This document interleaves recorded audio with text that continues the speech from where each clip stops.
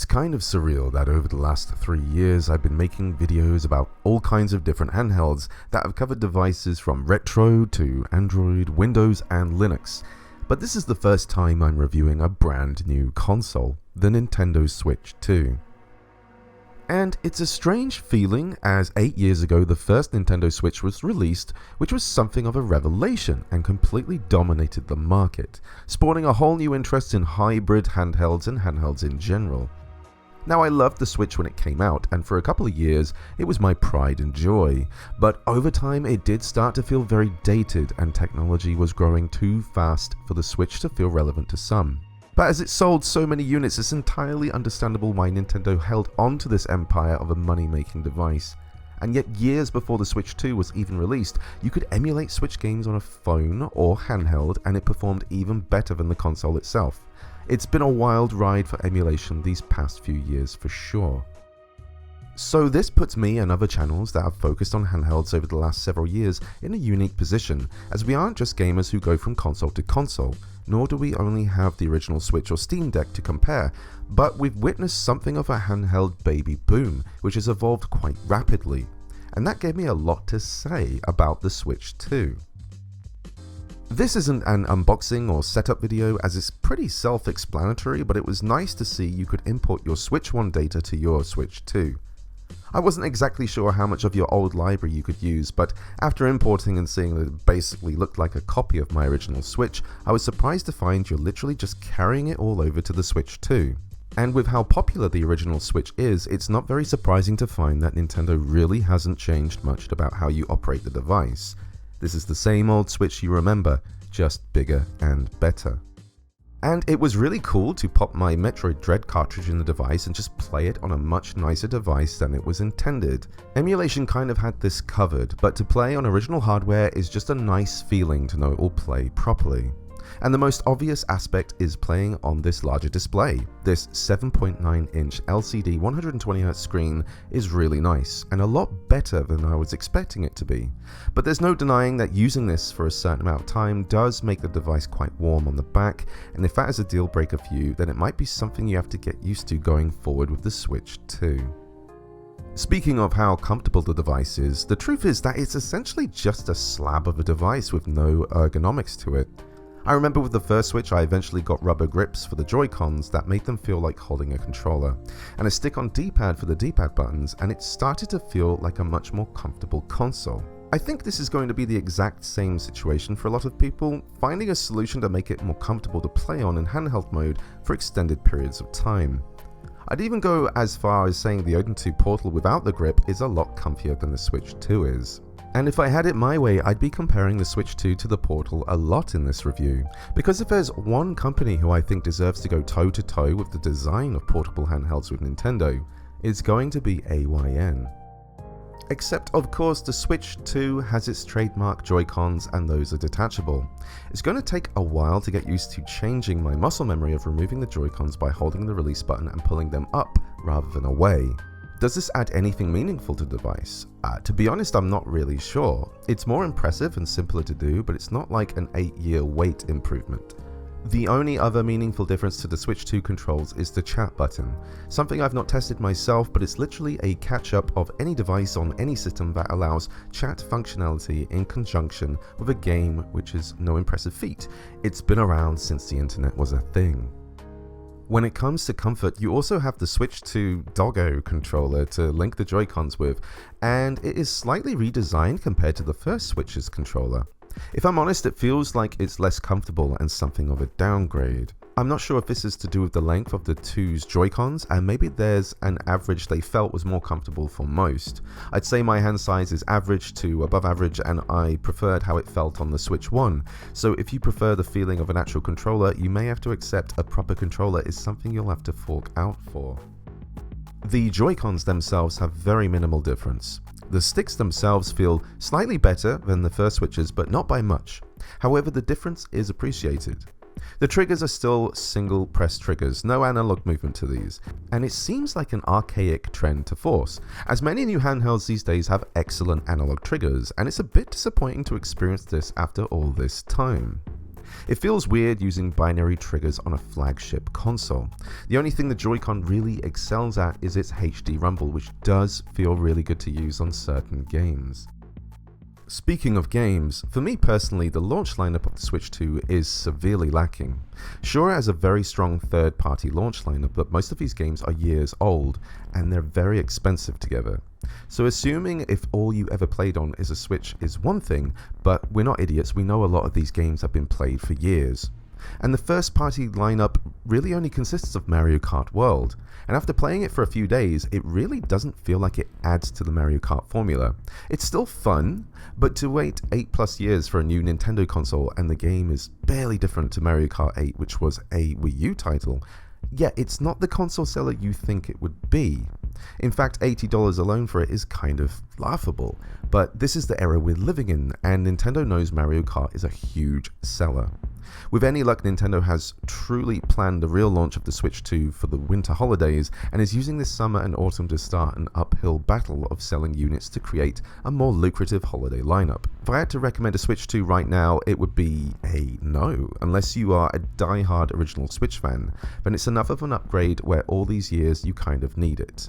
But I will say, if you love Mario Kart, like you really love it, you love the multiplayer experience, and you find that's a great party game, then it's basically a must-have, as you know, you've been waiting a long time for the next Mario Kart, and it's still good, it's still fun. So if you can see yourself buying a Switch just for this game, then I would say in that regard it is worth it.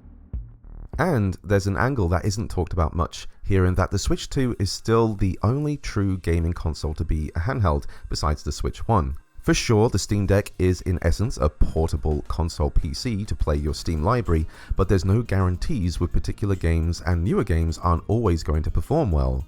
The Switch 2 is the only console to have games truly designed for a handheld experience. So if we talk about, say, Elden Ring and Street Fighter 6, sure, these games are playable portably, either through a gaming PC handheld or streaming to a device, but this is the first time they're released with the intention to be played on a handheld device.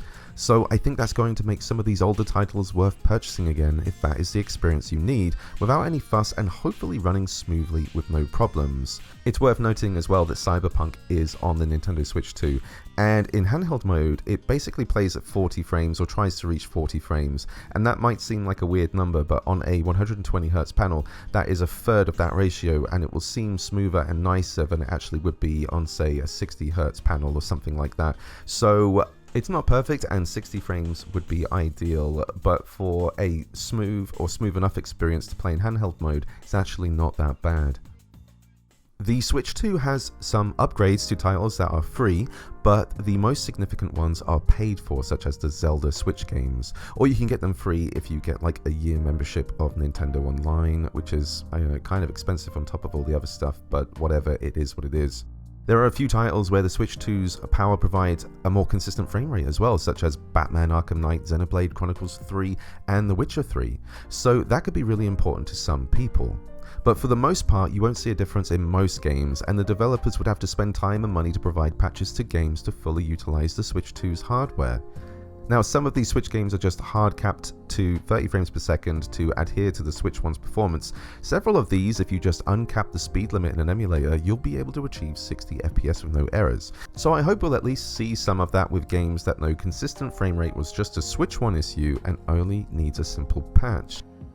Some games like Fortnite got an obvious boost to performance for the Switch 2, but I have to say, if I had the choice of Fortnite on the Switch 2 or on Android with a Portal, I'd choose the Portal. Not only does it look better at 60 FPS on the OLED screen, the ergonomics and controls just feel way better to play on. It's also cheaper than the Switch 2 is. In docked mode, Fortnite does actually feel great to play at 4K, HDR, 60 frames per second, and decent graphics settings, but there's something about handheld mode that takes a hit. After playing many hours of Fortnite on a Portal at 60 FPS and 1080p high settings, on Switch 2 in handheld it feels worse for some reason. Maybe using some blur or something, but it doesn't feel as good to me. And I feel like this is going to be a trend here. The Portal is nicer to play on than it is to play on a Switch 2. So Nintendo and good third-party support are really going to have to step it up to try and keep the reins on the handheld scene.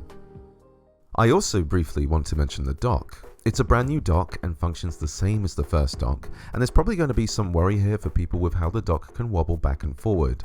This is actually a good thing, as it gives the dock some room to breathe when it comes to heat dissipation, and also to prevent the screen getting marks or potential scratches. I remember with the first dock that there would always be some smudge on the bottom from how it was seated, and it was annoying. For me though, my Switch seems to tilt to the left for some reason, and I can tap it right. It doesn't seem to be an issue, and maybe I can fix this, but it did concern me, though I've had no problems docking and playing on the screen. And lastly, it's also worth mentioning the kickstand on the back of the device. This really impressed me, as it feels incredibly sturdy and has quite a wide angle. It feels really stable, and because the device is so much bigger, it's quite a nice way to play it. You can even stand the device vertically and enjoy whatever games give you the ability to play rotated. I found this to be extremely cool. I find when a device has a functional novelty, it gets me wanting to play more games than I was expecting, so I really enjoyed this aspect of the stand. Thinking about it now, the design of the Switch 2 is actually very impressive. I've known for a while now the technical aspect of the Switch 2 was always going to be its hardest hurdle to get over, as it had to be a device with the expectation of the original Switch, with more power, and still has a decent battery life and didn't suffer for needing the upgrades it sorely needed. So perhaps, inevitably, it had to be bigger with the bigger screen just to fit what's inside it. But it's genuinely very cool to think of what's going on here with how slim the device actually is. And even though it does get warm to the touch when pushed, it doesn't seem to affect the JoyCons. And this kind of thing is extremely important for Nintendo because they can't sell a device where children are also a huge part of their market and have the worry of causing damage to their health. All in all, I personally have conflicting thoughts with the Switch 2. I think eventually it will be a great console, and I think there's probably some truth to the idea that they wanted to get the launch out in the second quarter to get the ball rolling, but be way more prepared for the holidays with more demand for units, and hopefully many more games. I think the launch could have been better, as waiting several days for patches for some games to include Switch 2 support, and even waiting 1 month for Donkey Kong Bonanza, which I think should have been a launch title, is kind of odd. But maybe this is something that just couldn't be helped in regards to what's going on in the world right now. So unless you just have to have the upgraded console and you still love playing your original Switch, then it's probably worth waiting a few more months before getting one. But the games are coming. And I also just had to have the Switch 2 to play Metroid Prime 4 on it. I know it'll be on the original Switch as well, but I want to experience it at its full potential, and I can't wait. So, what do you think about the Nintendo Switch 2? Did you get one? Did it meet your expectations? If all you cared for was the original Switch, then is the price tag worth the upgrade to migrate to? I'd love to know what you think. It's finally here and performing for you. And time will tell if the Switch 2 is too little too late, or just the kick the Switch brand needed to succeed in the future. Thank you for watching. If you're new to my channel, I mainly cover new handheld devices that I'm interested in, and there are definitely some interesting ones coming. So I'd love it if you could subscribe to the channel. Throw me a like if you enjoyed the video, and I'll see you all in the next one. Cheers.